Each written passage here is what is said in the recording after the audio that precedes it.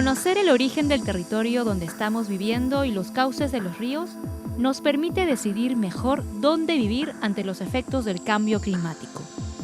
Hoy, en Umbrales, veremos de qué manera modelar los ríos ayudó en el pasado y cómo nos permite hoy un mejor manejo de los riesgos de las aguas ante los efectos del cambio climático.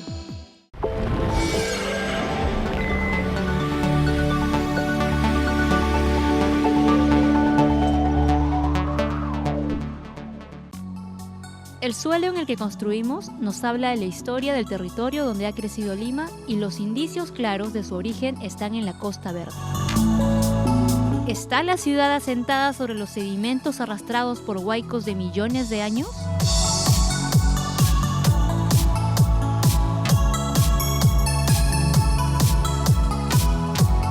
Hace millones de años esto era un plano, lo que se llama un plano inclinado. Un plano inclinado como una tabla que va hacia el mar. De modo que los huaicos, los aluviones que ahora conocemos, venían en forma plana, se dispersaban y hacían pues una tabla de materia nueva. Esas se pueden ver aquí los bordes, son líneas o capas de piedra rodada cuando hubo aluvión, o bien arenas, que significa que por mucho tiempo estaba ahí tranquila, llegaba el río tranquilamente. También hay arcilla, significa que eso que era la profundidad del río, que era ancho. Entonces una serie de capas que nos da la historia de cómo esto en millones de años se ha ido formando. Luego ha habido un derrumbe que ha hecho el acantilado y ha quedado al descubierto la historia geológica de esta región del Perú, que como sabemos pues antes era chorrillo y ahora tenemos solamente algunos manantiales. Algunas capas tienen piedras rodadas.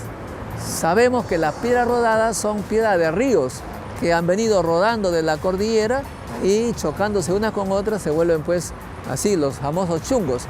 De modo que las capas de chungos o piedras rodadas es una prueba totalmente fehaciente de que ha venido de los Andes rodando después de un huaico, después de un aluvión. Los geólogos saben que lo que ha ocurrido en tiempos pasados puede volver a ocurrir. De modo que aquí vemos piedras rodadas de aluviones. Puede que en un futuro, tal vez cercano, un aluvión creado ahora más con el calentamiento global, el cambio climático, se derrumba las montañas, invade Lima y tenemos nuevamente una capa. Sin embargo, debemos señalar que en los millones de años se ha ido formando cauces poco a poco. Por eso el río Rímac tiene su cauce, ya no va a ser tan, salvo que sea muy grande este aluvión, rebalsaría, pero por lo menos por ahora se va por los lugares que ya son bastante conocidos.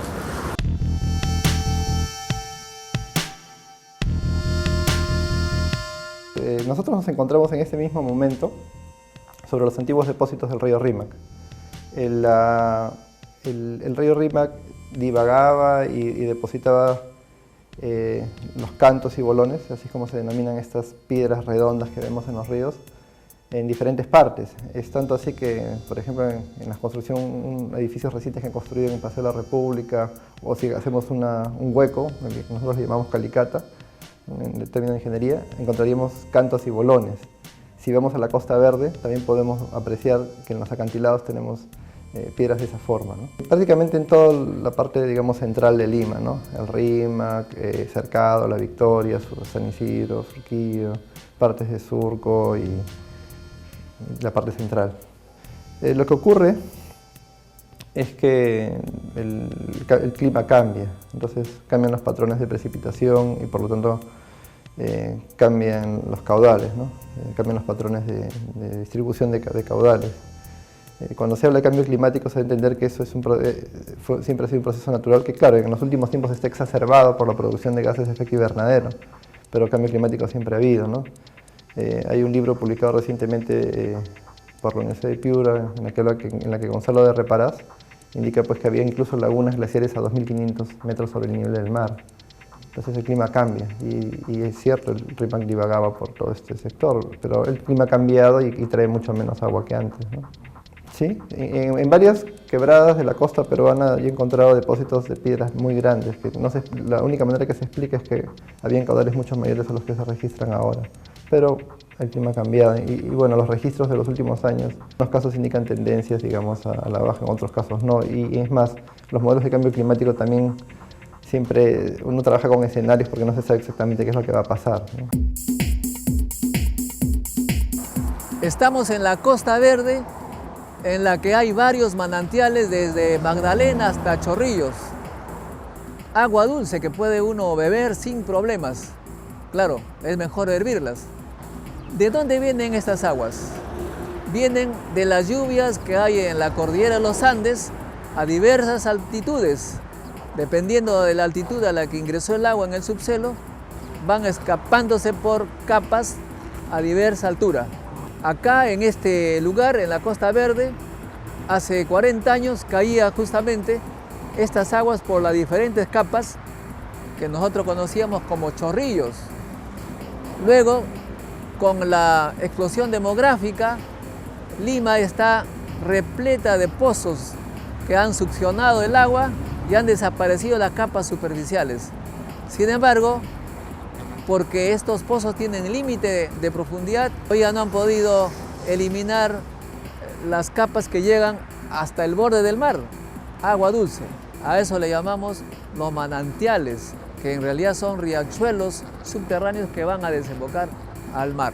Esta agua viene desde la cordillera de los Andes, pero también puede venir de Chosica, depende cómo ingresó al subsuelo. Las lluvias que ingresan, por ejemplo, por San Mateo, esas han ingresado bien profundamente y llegan al mar, pero en realidad por debajo del nivel del mar. O sea, son capas de agua que surgen de las profundidades del mar. Algunos barcos engallados los succionan para abastecerse de agua en sus reservorios. Pero las que tenemos acá en la Costa Verde, estos tienen una edad de unos 6 años, que significa que han ingresado básicamente desde Chosica hasta Lima. Dependiendo en qué momento el río Rímac ha cargado el acuífero, vamos a tener agua de una u otra capa.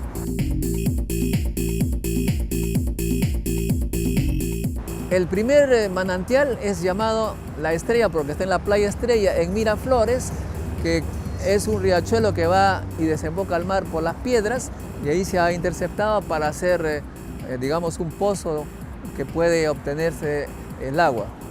En Barranco tenemos otro pozo en el restaurante La Cala y ahí más bien se ve claramente que transcurre sin problemas hacia el mar. Luego en Chorrillos hay agua que surge de la arena porque por presión llega al fondo y nuevamente surge, se llama un surgente de agua. Ahí tenemos también en Chorrillos pozos ya cerrados que con bombas se extraen para que los tanques cisternas sean abastecidos de agua.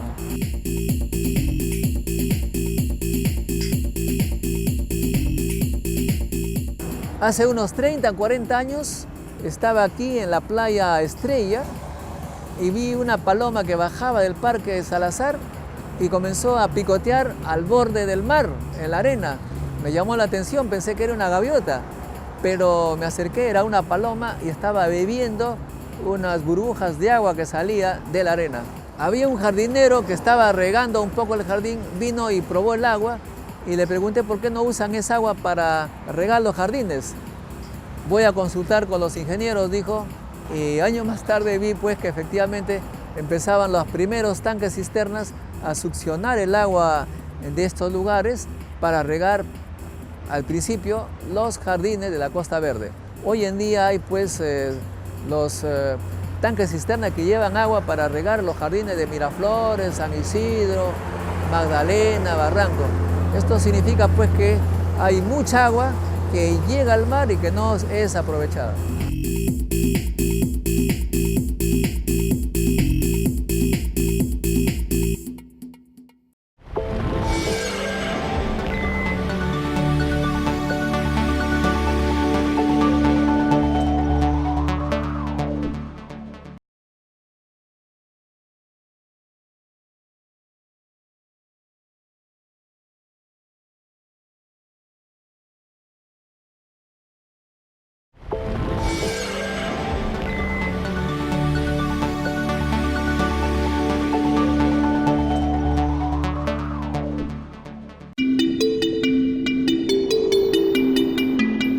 Saber dónde construir y tener permanentemente agua es lo que impulsó a los constructores del complejo arqueológico El Respiro a instalarse cerca a un puquio.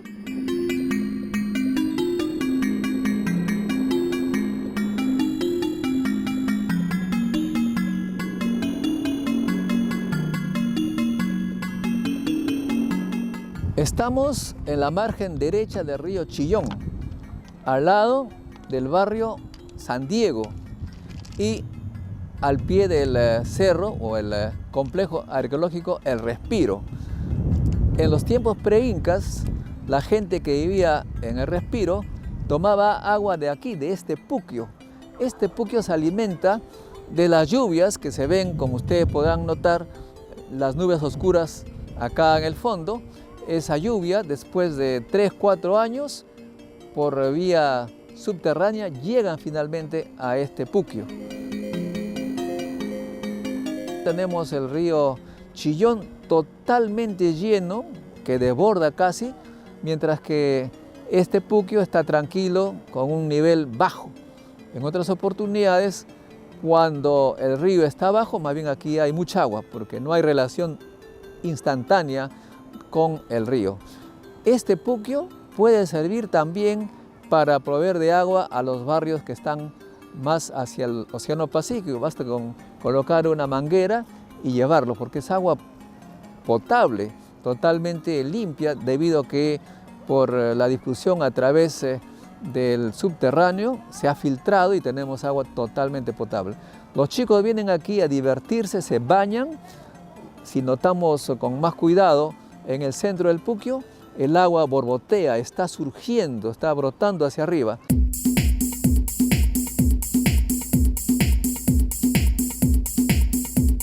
Como este manantial, en Lima hay muchos. Nosotros aquí estamos a unos 50 kilómetros al norte de Lima y en la Costa Verde hay otros. Este manantial es similar a otros más que hay en la parte superior del río de la cuenca del Chillón. Suben ustedes 5 kilómetros más, hay otro manantial y así sucesivamente, porque los antiguos peruanos justamente se colocaban a vivir en las faldas de los cerros y tomaban el agua de estos puquios, de los puquios al borde del río Chillón en este caso. Cuando llueve en los Andes, 3 o 4 años más tarde, lentamente viene por el subterráneo, por el subsuelo, y llegan acá al puquio y se eleva el nivel. Cuando hay una gran cantidad de lluvia, como en este caso este año tenemos un gran caudal de río, 3 a 4 años más tarde veremos que este puquio va a subir. Por ahora no hay ese problema, a pesar que el río está totalmente repelto, tiene mucho caudal, aquí está tranquilo, no hay correlación de día entre el puquio y el río. Este es pues el comportamiento que los pre-incas conocían perfectamente, sabían que en algún momento va a haber un desborde y se colocaban en la falda de los cerros. Noten ustedes además que acá tenemos cantos rodados por todo lado. Esos cantos rodados fueron traídos por los grandes avalanchas, por los grandes aluviones que llegaron en su momento. Para tener cuidado con su vida, la gente pues por eso se colocaba en los cerros. Imagínense si hubieran estado aquí viviendo en esta parte, las piedras las hubieran simplemente borrado a las viviendas. Ese es pues el comportamiento que nosotros conocemos de la naturaleza peruana a través de los siglos y que los antiguos peruanos conocían perfectamente y aparentemente nosotros hemos olvidado. Recordemos que no hay que vivir en esta parte, hay que estar en la falda de los cerros.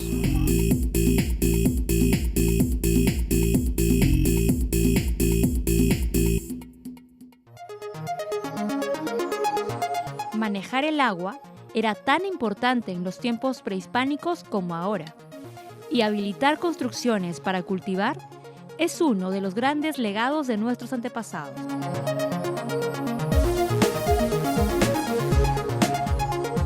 Los andenes son un resultado de un trabajo sistémico, un trabajo de mucha elaboración y participación total de la población precolombina para crear suelos arables, o sea, no solo es irrigarlo, o sea, no solo es el efecto de llevar el agua, sino es el efecto de crear un sustrato para los cultivos, ¿no?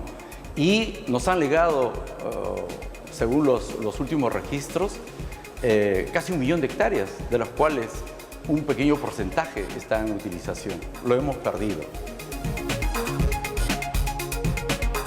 En la época precolombina, este trabajo iniciado por los Huari, los Aymaras, el Imperio Inca, han construido 1 millón de hectáreas en casi 300 a 500 años.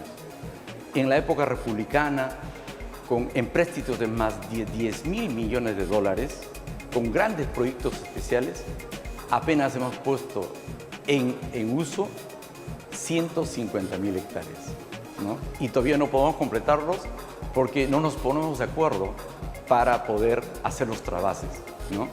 Entonces tenemos proyectos a medio completar, ¿no? ¿Se imaginan, ¿no? ¿Cuál es la importancia de reconocer esta gran cantidad de tierras, ¿no? que pueden ingresar a la producción para satisfacer nuestra demanda de alimentos, ¿no?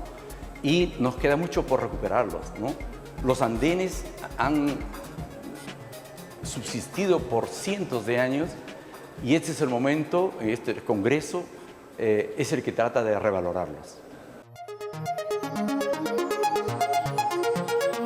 Hay múltiples factores, ¿no? El factor más importante es el beneficio que se obtiene, ¿no? Como han sido abandonados, han cambiado los regímenes hidrológicos, las funciones hidrológicas, han cambiado su rentabilidad, entonces los jóvenes lo están abandonando, solo la población adulta, joven, antigua, es que lo mantiene, ¿no? Entonces tiene que haber un impulso para recuperar el valor de estas tierras, ¿no? que pueden producir pues gran cantidad de alimentos, ¿no?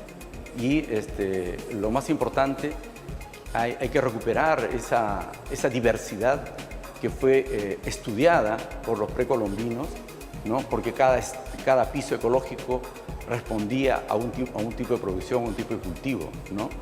Había fechas de siembra, había variedades, ¿no? Y prueba de ello, ¿no? Y es que vemos cómo ha sido la base para nuestra gastronomía, por ejemplo, ¿no? Ellos conocieron el río complementario y hicieron sus propios canales, ¿no? La mayoría de los canales de los grandes proyectos especiales prácticamente coinciden en su trazo, ¿no? En algunos casos se ha mejorado porque ahora se tiene pues instrumentos para eso, ¿no? Pero ellos, sin esos instrumentos, lograron tener una tecnología para poder transportar el agua, ¿no? Había una pendiente, ¿no? 2.5 por 1000 era la pendiente que ellos empleaban y más o menos 1 por 1000 para los surcos. Eso es increíble, ¿no? Como hay una coincidencia, ¿no? Entonces lo que ahora usamos con la nueva tecnología, lo que estamos haciendo es simplemente comprobar la gran eficiencia hidráulica que había en esa época. Es la pendiente, digamos, óptima para un canal, ¿no? Si fuera una pendiente alta, habría erosión. Y si habría una pendiente muy pequeña, habría sedimentación. Entonces hay que buscar el óptimo que no sedimente ni erosione. A eso me refiero, a esa pendiente 2.5 por 1000 que lograron encontrar nuestros antepasados y así lo hicieron sus canales.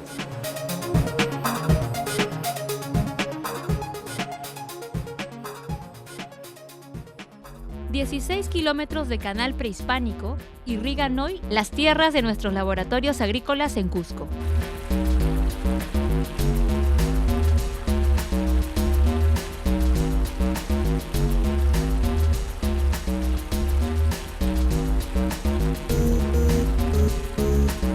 Estamos acá en la zona de Andenes, en Surite, al pie del Cerro San Cristóbal, en la provincia de Anta, Cusco. Al lado de un canal que, a pesar de que ahora está revestido con concreto, es la base de un canal inca y que irrigaba justamente esta parte de los andenes de Surite, que son el sistema de andenes más grandes que hay en la región. Abocatoma está a 16 kilómetros en la parte alta de la quebrada de Sambor y en 1936 el hacendado de la zona mandó a hacer un canal nuevo porque el canal inca que funcionaba hasta ese entonces para él era muy pequeño, o sea, más o menos llevaba unos 80 litros por segundo, y más o menos, un poco menos incluso que esto, y él quería irrigar 300 hectáreas, entonces necesitaba 300 litros. Entonces, mandó a hacer un canal que está unos 100 metros más abajo, y lamentablemente en la entrada nomás hay un deslizamiento muy activo, que durante décadas ha roto el canal. En cambio, el canal Inca está justo encima del deslizamiento. Entonces, los incas, bueno, tuvieron mejor criterio. Claro, captaban menos agua, pero con seguridad. En cambio, el canal moderno capta más agua, pero siempre está afectado por este deslizamiento. O sea, hasta ahora el canal Inca está intacto, está enterrado, pero intacto. Entonces, este canal ha sido varias veces reconstruido, actualmente ya funciona más o menos bien. Una parte del agua que viene desde Sambor es destinado a esta estación experimental de Andenes. Fue una hacienda, y luego con la reforma agraria estos terrenos son muy buenos, fueron asignados a Linia. Allí se hace bastante experimentación agrícola, ¿no? Se crea semilla de papa libre de virus, también se han creado nuevas variedades de algunas plantas, y aparte también hay crianza de animales, mejoramiento de animales.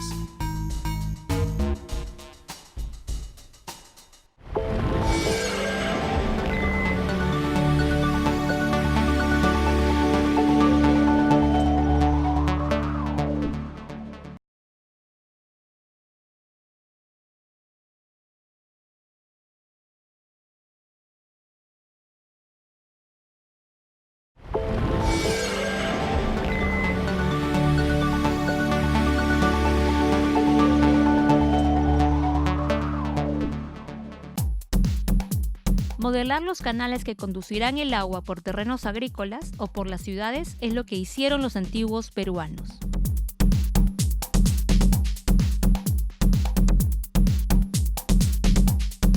Estamos aportando en la organización de esta muestra fotográfica con el Congreso Latinoamericano de Hidráulica. En esta muestra fotográfica son 19 imágenes que tratamos de mostrar la gran sabiduría ancestral en el manejo del agua, partiendo de dos hipótesis fundamentales. La primera hipótesis es la forma que tenían nuestros antepasados de ver el mundo, la vida. Para ellos, los astros, la naturaleza tenía vida, el suelo, el agua, y por lo tanto deberían ser usados con respeto. Por eso es que todas sus obras, aparte de que cumplían con el objetivo para el cual estaban diseñadas, eran hermosas, porque estaban en esa simbiosis con la naturaleza. Entonces, esa es la primera hipótesis, la cosmovisión andina. La segunda hipótesis que nosotros hemos utilizado para el desarrollo de esta muestra fotográfica es la forma de transmisión de conocimiento que tuvieron. Ellos debieron tener forma de transmisión de conocimiento que hasta ahorita no lo desciframos a través de los quipus, a través de las maquetas, y un modelo que para nosotros que estamos en este mundo de la hidráulica, hay un modelo físico que es el monolito de Sayhuite. El monolito de Sayhuite, en realidad, los historiadores, los estudiosos, ven en él la cosmovisión andina, pero nosotros, ingenieros, vemos la forma de transmisión de conocimiento a través de las principales obras hidráulicas.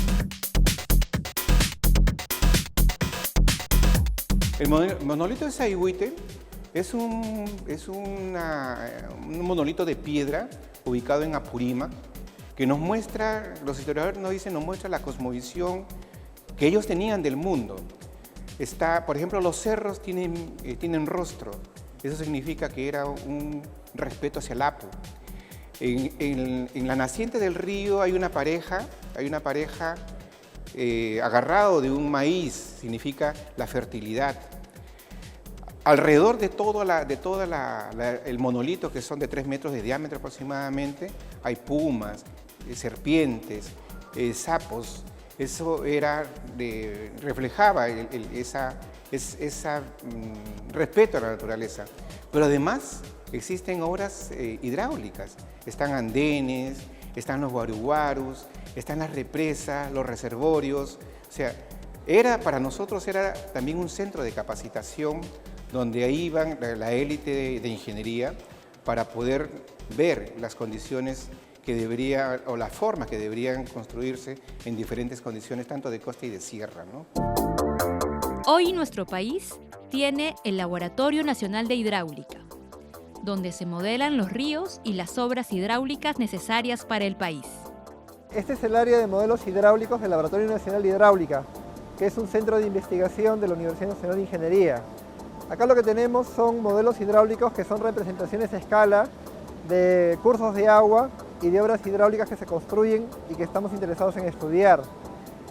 Sí podríamos pensar que estos modelos hidráulicos son una especie de maquetas a las cuales se les arroja agua, ¿no? Se les pasa agua, se les hace pasar agua para simular cuál sería su funcionamiento a una escala mayor. Acá en la universidad tenemos una computadora de 96 núcleos, pero esos modelos numéricos, así se llaman, o modelos matemáticos, que se desarrollan en las computadoras, tenemos que calibrarlos y los calibramos justamente con estos modelos hidráulicos como el que tengo al costado. La complejidad de muchos proyectos requiere obligatoriamente un modelo físico, que es lo que se hace en los laboratorios.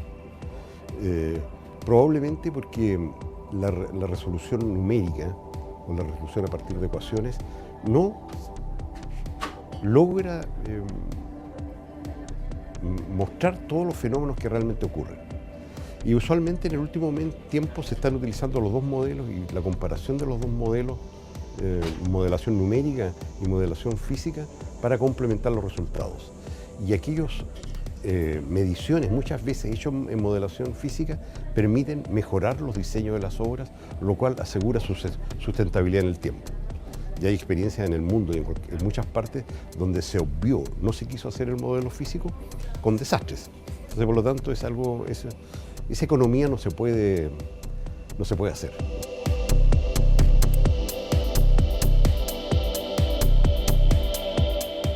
Yo vengo de Concepción. Concepción son 500 kilómetros al sur de Santiago, una zona donde llueve o llovía, puede estar variando, pero 1100, 1200 milímetros al año, y eventualmente con lluvias en un día que podían superar los 100, 120 milímetros. Entonces eso conlleva en general que la preocupación no es por la falta de agua, son por los excesos de agua. Entonces traía como consecuencia preocuparnos del tema de crecidas, de inundaciones. Aunque ahora le debo comentar que en los últimos 4 o 5 años la zona centro-sur de Chile está azotada por una sequía muy intensa. Algunos especialistas hablan de la sequía más importante de los últimos 100 años, lo que retrotrae el problema de mejorar la gestión del agua.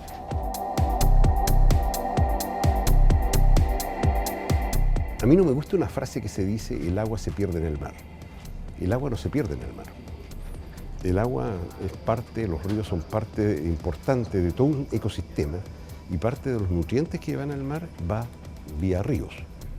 Pero por lo tanto, indudablemente, adecuando una buena gestión, uno puede almacenar el agua de los tiempos lluviosos para dejarlo y almacenarlo para la agricultura, por ejemplo, para la generación hidroeléctrica en los tiempos de menor lluvia.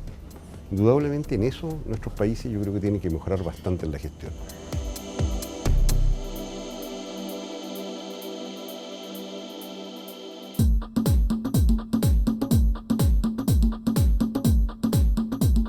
Las riberas en los últimos años, en los ríos de la selva peruana, han presentado unas altas tasas de erosión, ¿no? La migración lateral en los últimos años se ha disparado mucho, ha incrementado por diversos factores, ¿no? Uno de los factores que más causas y efecto tiene es las causas antropogénicas, el hombre mismo, ¿no? Aguas arriba en zonas de cabecera de la cuenca de estos ríos, mayormente la minería ilegal, la deforestación, son los que producen estos fenómenos, ¿no? Que se incrementen, en este caso se desestabilicen los taludes de la ribera de los ríos, que en este caso son de material muy blando, en este caso fácil de colapsar.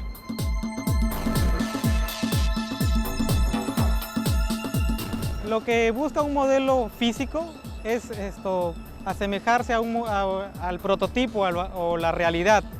En este caso se ha modelado la batimetría, es decir, el fondo, el lecho del río. Se está modelando también el caudal, ¿no? En el caudal, ahorita estamos en un caudal de 14.341 metros cúbicos por segundo, simulándolos que acá representan en el modelo 514.38 litros por segundo. En un principio, este proyecto ha tomado una iniciativa de utilizar la materia prima que es muy abundante en nuestra Amazonía, que son los troncos de árboles, ¿no? Los troncos de árboles, en este caso en la Amazonía peruana, existen diversos tipos de vegetación, ¿no? En las cuales tenemos troncos, ¿no?, compuestos con raíz y sin raíz. Hay una nueva metodología que se utiliza en los países europeos, como es esto, y también en los países norteamericanos, por ejemplo en Estados Unidos, hay una nueva tecnología que se llama Engineer Load Young, que es como una ingeniería de atasco de troncos, ¿no?, pero está replicado para ríos de bajo caudal, ¿no? Máximos ríos que se han logrado proteger son de 500 metros cúbicos por segundo. Nosotros acá pretendemos proteger la ribera utilizando troncos de árboles de longitudes de entre 30 a 60 metros con raíces para caudales, en este caso, mayores a los 14.000 metros cúbicos por segundo. Los troncos van a estar espaciados entre 150 a 250 metros. Lo que se va a simular es un entramado de troncos, ¿no? Un entramado de troncos similar a un espigón o un deflector, en este caso, que se coloca en las riberas, en nuestro caso en la ribera derecha.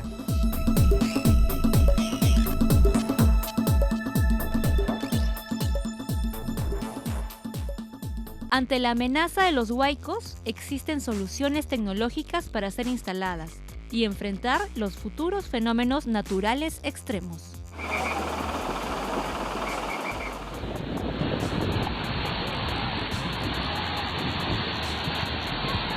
Hay una serie de métodos, de estructuras para retener los huaicos o por lo menos hacerle perder fuerza, ¿no? Actualmente ya no se puede usar de ese principio mucho que usaron los incas de dispersar, porque se ha urbanizado de manera muy caótica, se ha invadido los cauces de quebradas, entonces ya es muy difícil, ¿no? Habría que hacer unas trabas muy grandes para recuperar ese principio. Pero hay otro tipo de estructuras, son los disipadores, las presas de retención y otras que son unas parrillas. Esa es la parrilla japonesa. Entonces es una estructura sencilla, son dos paredes de concreto y encima se pone una especie de parrilla de rieles o de cualquier metal, pero hay que saber dónde ponerla, porque si se ubica a mano no funciona. Tiene que ser en zonas de cambio pendiente, entonces cuando el huaico baja, choca contra esa parrilla y todas las rocas se quedan ahí y el agua filtra, es como un filtro, y el agua pasa por debajo. Entonces lo importante es evitar que las rocas lleguen hacia las zonas pobladas, ¿no? Ese es el efecto de esta parrilla japonesa. Otros son como pequeñas presas. Claro, son estructuras relativamente grandes, el huaico entra ahí, retiene todo el material grueso, se sedimenta y también pasa por encima solo el agua. Pero son estructuras caras, ¿no?, y requieren espacio.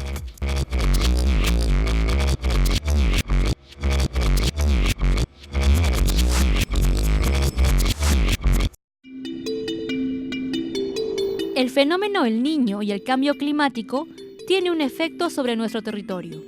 Pero ¿cómo afecta a otros países, como México, por ejemplo?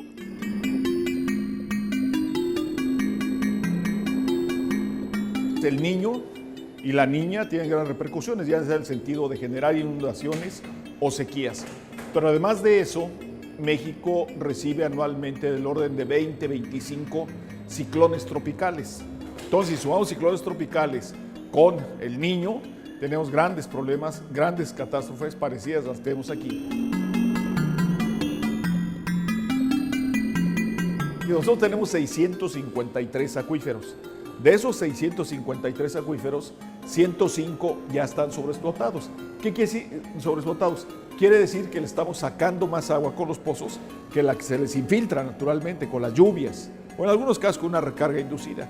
Entonces, estamos haciendo un programa para tratar de llevar al equilibrio esos 105 acuíferos en los cuales estamos sacando más agua de la que está recargándose.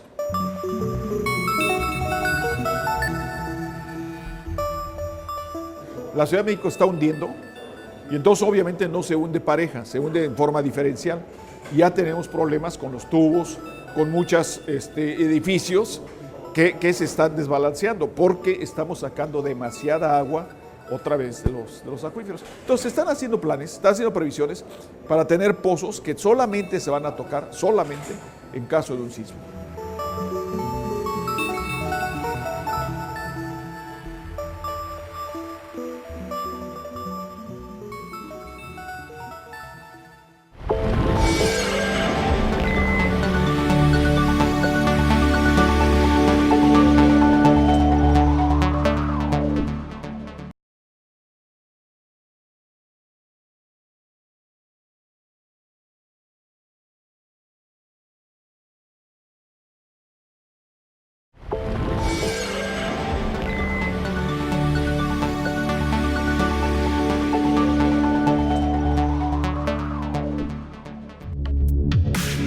La calidad del agua que transportan los ríos es preocupación de los investigadores del Instituto Nacional de Salud.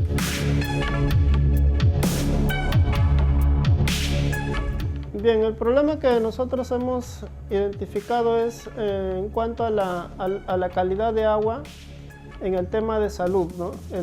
El tema es que hay varias zonas geográficas del Perú donde la gente consume agua contaminada con arsénico.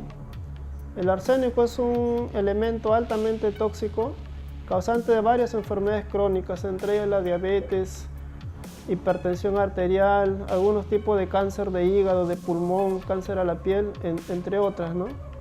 Y por eso que la Organización Mundial de la Salud lo considera como una sustancia prioritaria en el estudio e investigación.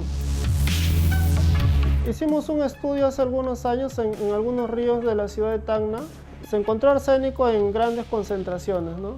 Y posteriormente, ya con las revisiones, también se ha evidenciado presencia de arsénico en otras regiones, como en Ayacucho, en Pisco, en Huacho, en Arequipa. Básicamente este problema es de la zona sur del Perú.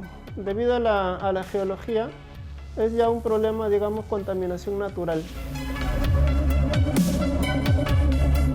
Por ejemplo, hemos desarrollado un material filtrante que ahora les voy a presentar, que se ha elaborado a base de cáscara de coco, ¿no? Modificado con ciertas mezclas y en base a un desarrollo, y se ha demostrado de que este material filtrante puede eliminar totalmente el arsénico del agua y ya se vuelve potable y saludable, ¿no?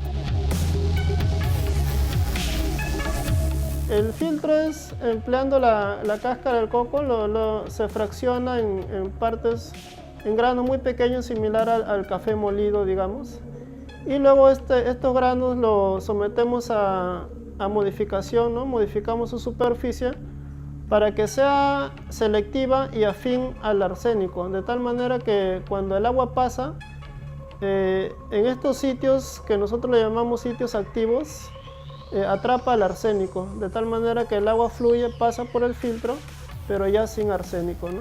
Quedan atrapados en estos lugares que con estas modificaciones nosotros hacemos que sea muy eficiente, ¿no? para este propósito. Otra posibilidad para filtrar el agua es usar algunas partes de la pota que se desechan.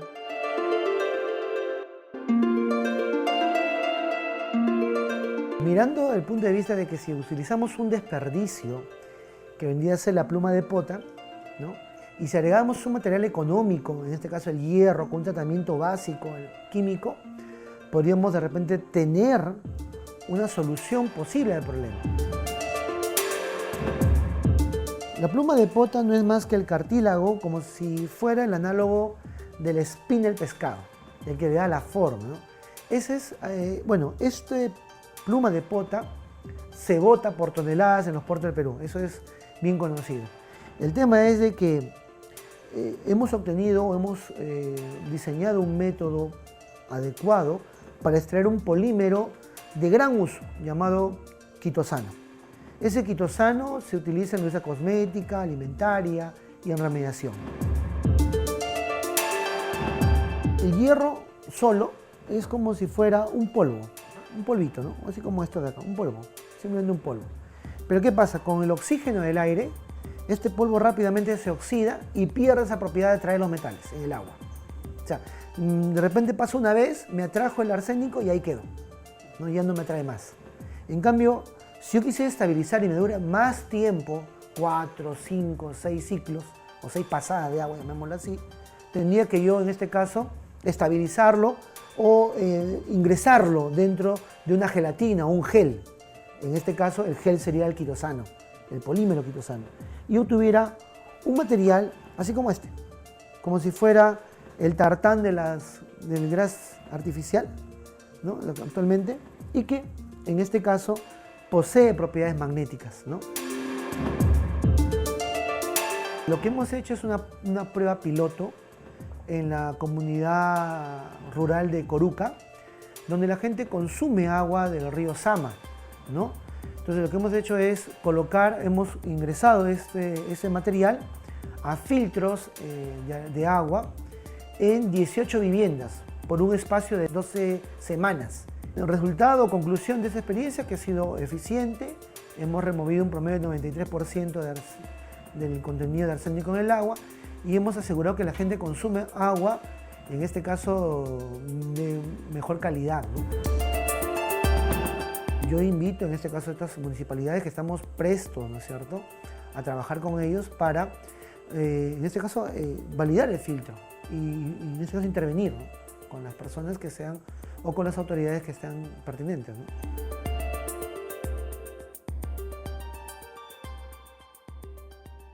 El riesgo de quedarnos sin agua de calidad en la ciudad capital se incrementa dependiendo del fenómeno que nos aqueje. En caso de sismo de una magnitud similar a la de Pisco, ¿qué pasaría con nuestra red de agua? En el año 1974, Lima pasó por un sismo digamos, de un nivel de 8 magnitud de momento, ¿no? Y digamos, las redes de Izapal tuvieron un buen desempeño, ¿no? Pero ¿cuál es la diferencia entre el año 1974 y el 2017? Es que la ciudad estaba asentada en la parte céntrica, digamos, donde hay mejor terreno, ¿no? Por eso es importante que las autoridades tengan mucho cuidado al dar también licencias para que la gente habite en lugares, digamos, con mayor problemas de suelo, según el SISMIT, ¿no?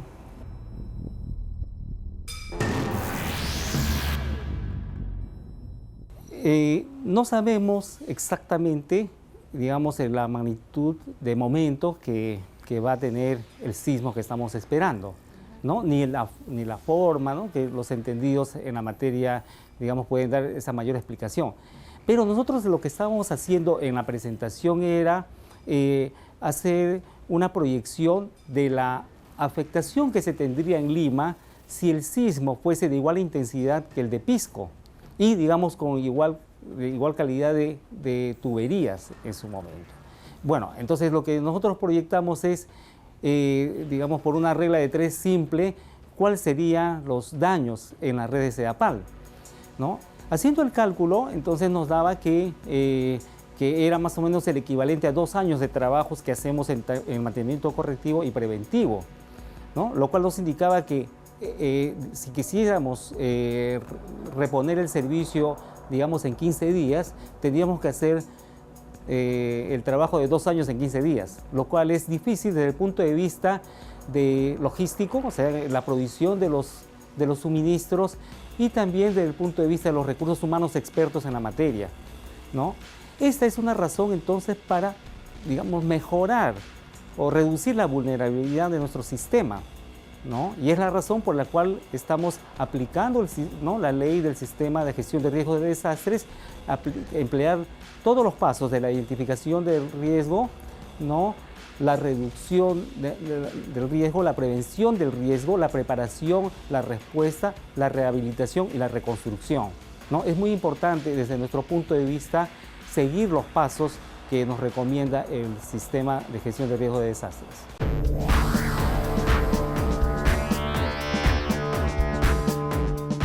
En caso de un terremoto, según tenemos en nuestro plan de operación de emergencia, nuestras cuadrillas tienen que cerrar las redes primarias de distribución de agua, ¿no? Este cierre lo vamos a hacer en forma automática con el SCADA, si es posible, y si no, en forma manual.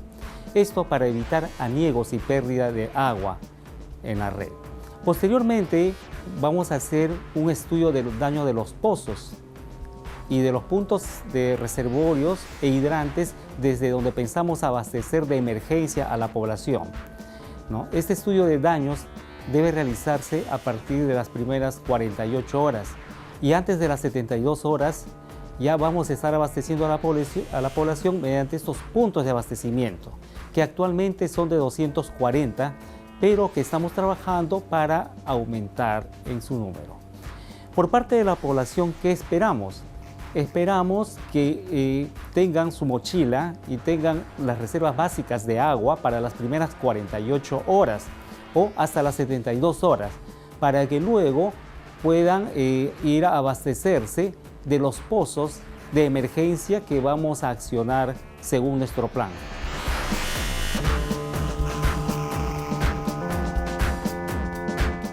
La preocupación por cómo afectan las obras de ingeniería hidráulica al entorno nos lleva a pensar en el respeto por los animales que habitan los ríos.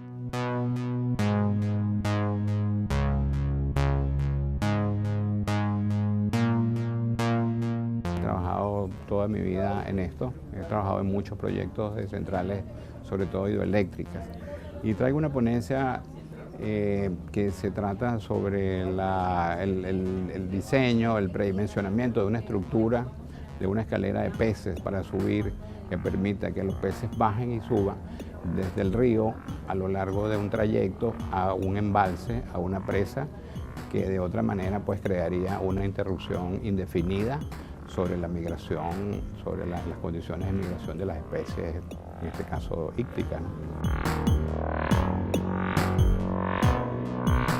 Esta es una presa que se encuentra en Venezuela sobre el río Caroní. Es una central hidroeléctrica muy grande, aproximadamente 3.000 megavatios, que tiene, en la presa tiene una altura, el desnivel es alrededor de 40 metros. Entonces hay la posibilidad de que a lo largo de ese desnivel se generen las condiciones mediante una estructura que básicamente son cauces viejos o cauces adaptados que comunican el río con el embalse y generen pues las suficientes condiciones para que el pez pueda subir o pueda bajar. En este caso el usuario es el pez, no el gente.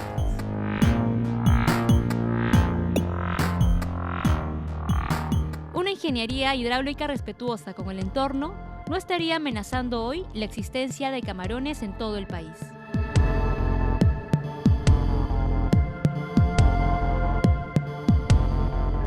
Hay un artículo del ingeniero Otto Rosasco en el que menciona unas posibles causas de la ausencia de camarones en el río Rímac. Se reporta que hasta los años 30 o 40 habían camarones. Entonces el ingeniero concluye que es posiblemente a la contaminación del río por actividades industriales y mineras, ¿no? Pero en este caso eso no es cierto. Lo que pasa es que al formarse el cañón, el camarón se interrumpe su patrón migratorio porque existe un desnivel muy grande que el camarón no va a poder superar a menos que sea pues, un andinista, ¿no? Y ya al no poder completar el ciclo, porque el camarón, el camarón hembra desova cerca del estuario. Cuando son pequeños y juveniles están cerca del estuario y luego cuando el instinto juvenil los hace migrar, empiezan a nadar en contracorriente en dirección aguas arriba. El estuario es la parte en que el río entrega el agua al mar, ¿no? Pero ahí es donde nacen los camarones, exacto, es donde nacen los camarones. Entonces el camarón juvenil empieza a migrar a aguas arriba y desova más o menos a altura de Chosica, ¿no? Esa era la zona donde desovaba. Esa era la zona donde se apareaban los camarones, ese es su nido de amor. Y una vez que la camarón está, va a desovar, se deja arrastrar por la corriente, no se duerme, se le arrastra la corriente, y desova nuevamente en el mar. Entonces existía un ciclo. Ese ciclo se interrumpe con este desnivel que fue aumentando de 4 metros a 10, a 17, a 20, ¿no? Entonces esa fue la real causa de la desaparición de los camarones del río Rímac.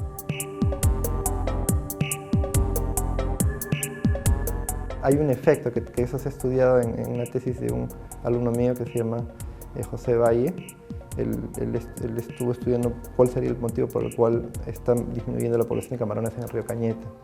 ¿No? Nosotros, y eran, bueno, esas tesis de ingeniería civil, claro, porque es el efecto de las obras civiles en el medio ambiente. Aplicar los conocimientos de la ingeniería hidráulica para no afectar a nuestras ciudades y tener un plan para gestionar el riesgo es lo que la ciencia y la ingeniería nos ha ido mostrando a lo largo del programa. Tanto los laboratorios prehispánicos como los actuales nos han permitido ver el comportamiento de las aguas de los ríos.